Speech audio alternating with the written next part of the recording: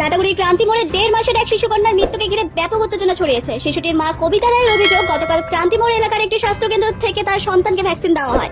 সেই সময় শিশুটি পুরোপুরি সুস্থ ছিল, কিন্তু রাতে তার জ্বর আসে। তিনি জ্বরের ওষুধও খাওয়ান। এরপর কিছুক্ষণ পর শিশুটির জোরে হাঁচি দেয় এবং তার নাক মুখ দিয়ে কফ ও রক্ত বের হয়। এরপরই শিশুটি ঝিমিয়ে পড়ে। তৎক্ষণাৎ গাড়ি ভাড়া করে তিনি শিশুটিকে জলপাইগুড়ি মেডিকেলের মাদার অ্যান্ড চাইল্ড বিভাগে নিয়ে যান। সেখানে কর্তব্যরত চিকিৎসক শিশুটিকে মৃত ঘোষণা করেন। পরিবারের দাবি, ভ্যাকসিনের পার্শ্ব প্রতিক্রিয়ার কারণেই এই ঘটনা ঘটেছে। এই ঘটনার প্রতিবাদে লাটাগুড়ির ক্রান্তি মোড় এলাকায় অবরোধ শুরু হয়েছে। তবে জেলা স্বাস্থ্য দপ্তরের আধিকারিকরা এই বিষয়ে এখনো কোনো মন্তব্য করেননি।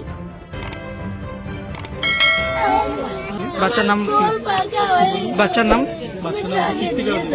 কি হয়েছিল? কোথায় ইঞ্জেকশন দিয়েছিল? ইঞ্জেকশনটা কোথায় দিয়েছিল? গতকাল কটার দিকে ঘটনাটা হয়েছে? সময়। তো আপনার বক্তব্য কি এখন? বক্তব্য এখন শাস্তি চাই। এই বাচ্চা মনে করে একটা ইঞ্জেকশন জায়গায় 3টে ইঞ্জেকশন মারে, হয়তো উনি মিশে করতে পারেন, তো উনিকে চেক আপ করতে হবে না যে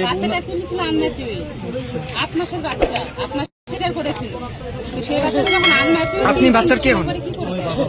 আগের দিনে যোগাযোগ করে গেছিলাম মঙ্গলবার দিন।